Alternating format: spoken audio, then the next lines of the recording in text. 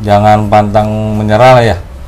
Kalau emang gagal, terus niatin lagi biar sampai berhasil. Karena dari kegagalan itu kita sedang diuji atau dibersihkan.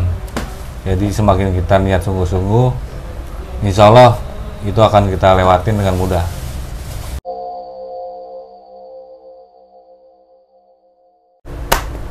Sahabat Laskar Karawaci, kita kedatangan tamu Kang Rahmat.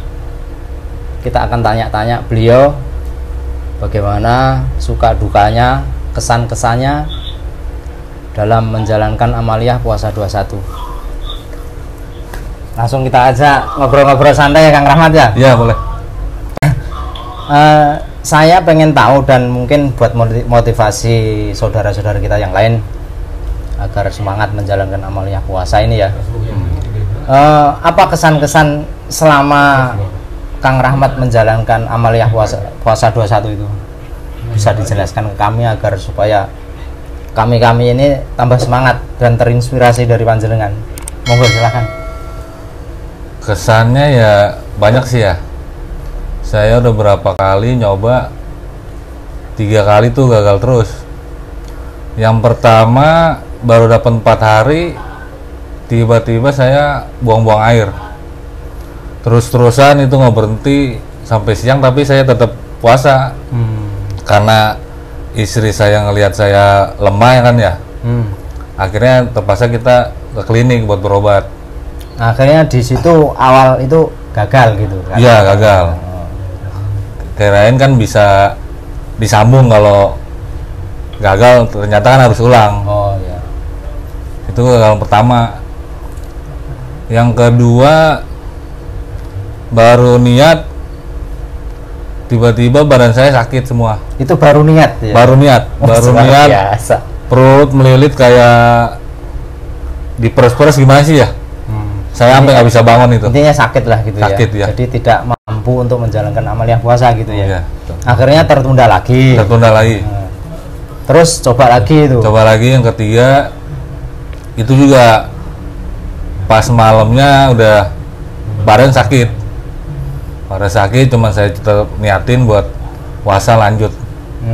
Alhamdulillah berarti sampai sekarang nih, hari ini selesai puasa. Sampai sekarang selesai, tapi yang pas minggu ketiga, 3 hari sebelum selesai itu badan saya tiba-tiba sakit lagi, habis zikiran, kepala sakit kayak migrain ya, perut melilit lagi. Akhirnya saya coba rebahan, akhirnya sampai bablas tuh nggak sahur. Tiba-tiba bangun subuh, karena saya nanggung udah 3 hari, saya terusin walaupun sakit. Tapi alhamdulillah selesai. Alhamdulillah juga selesai ya? Sekarang. Terus apakah ada hal-hal yang kira-kira di luar nalar saat menjalankan amaliyah itu? Di luar banyak sih ya. Ketika zikiran itu meja belajar anak saya yang berdiri tiba-tiba jatuh aja.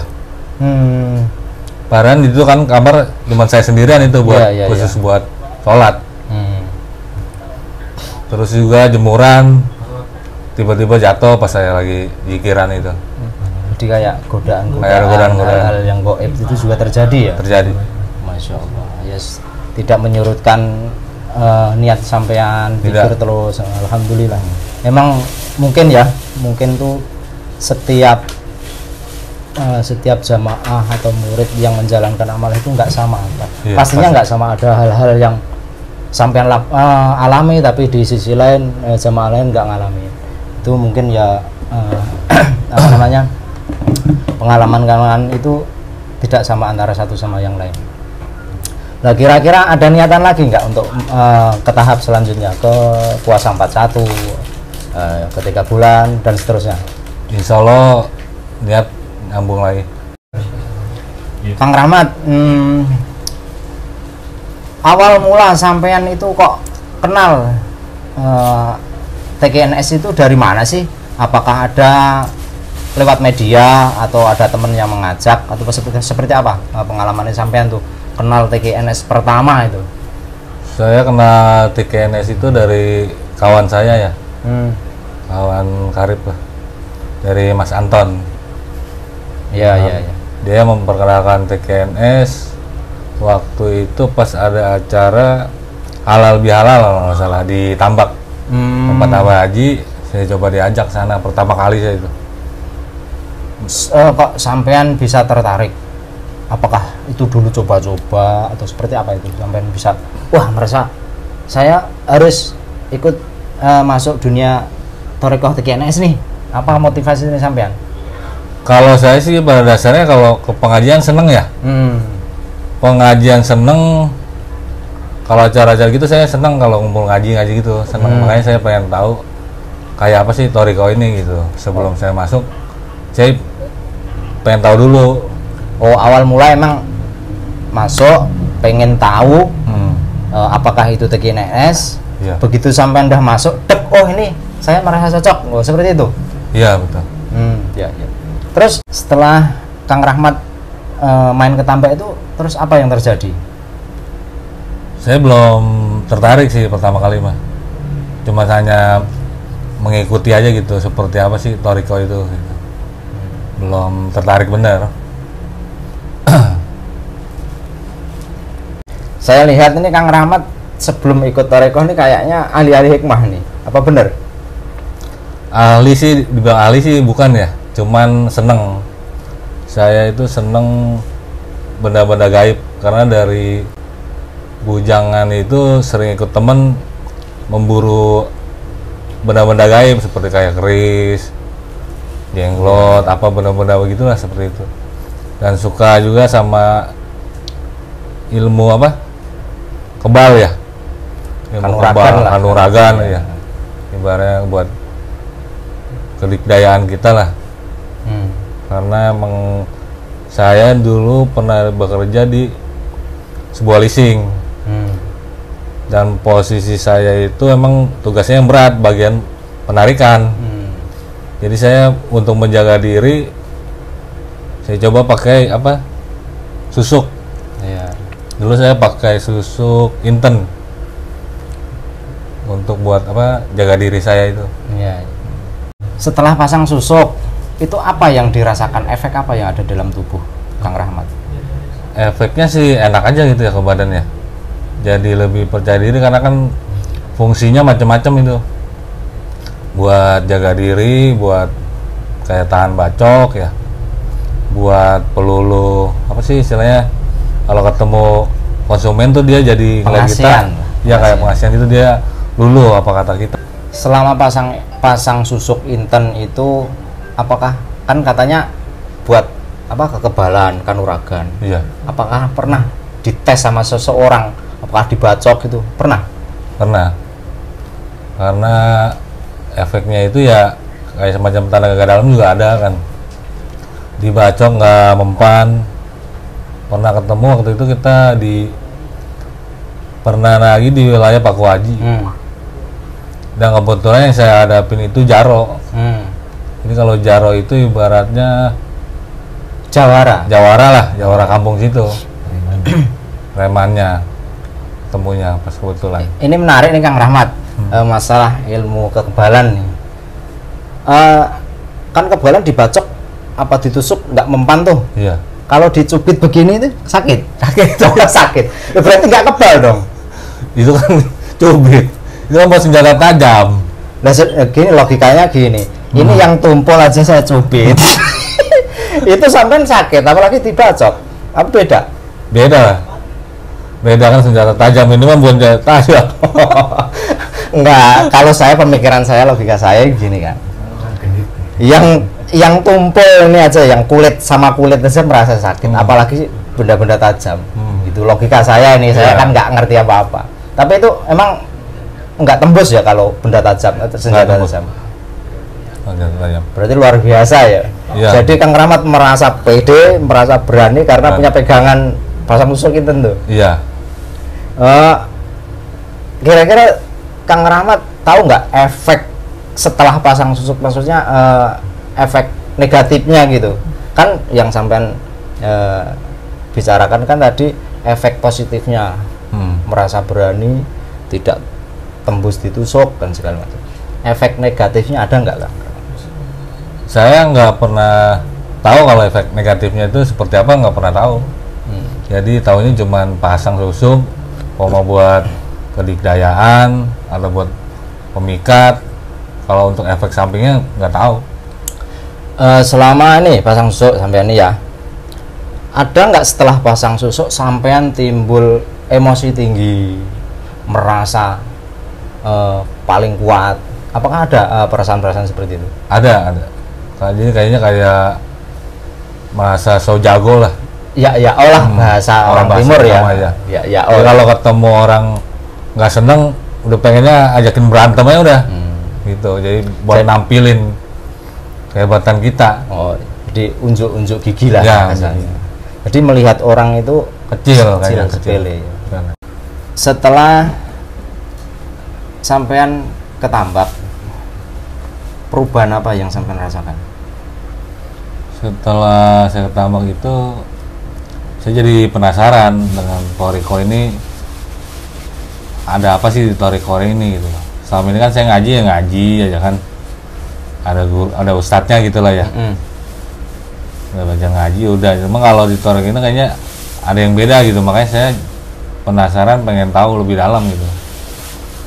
Terus setelah itu sampean tanya-tanya ke teman sampean yang ngajak itu, apa sih TGNS ini gitu ya. Terus arahan apa yang dikasih ke sampean?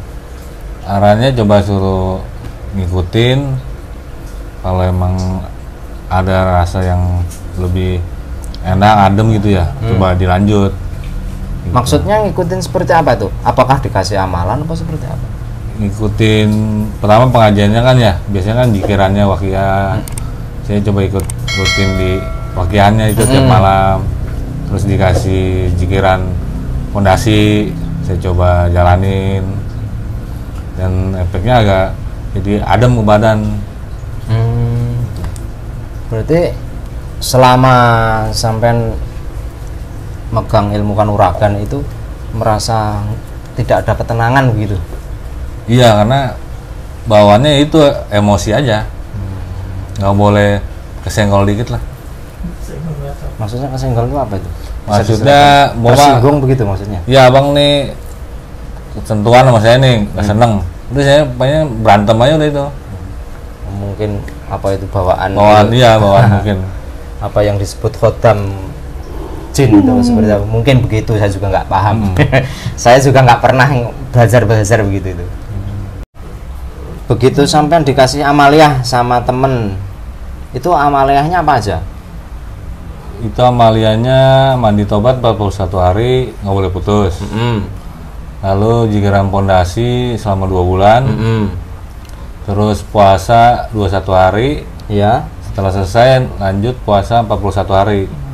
Kalau itu udah selesai baru bisa upgrade ke TGNS. Prosesnya seperti apa? Setelah persyaratan sudah terpenuhi nih, proses upgrade TGNS-nya seperti apa? Upgrade-nya itu kita harus bertemu sama Yai, kita sowan.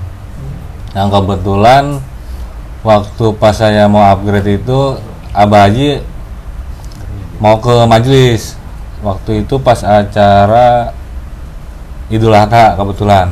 Jadi saya ikut ke sana ke majelis, sekalian sowan ke Yai. Tapi di situ saya ngalamin kejadian yang aneh ya. Apa tuh Kang? Bisa diceritakan? Ya menarik nih kayaknya.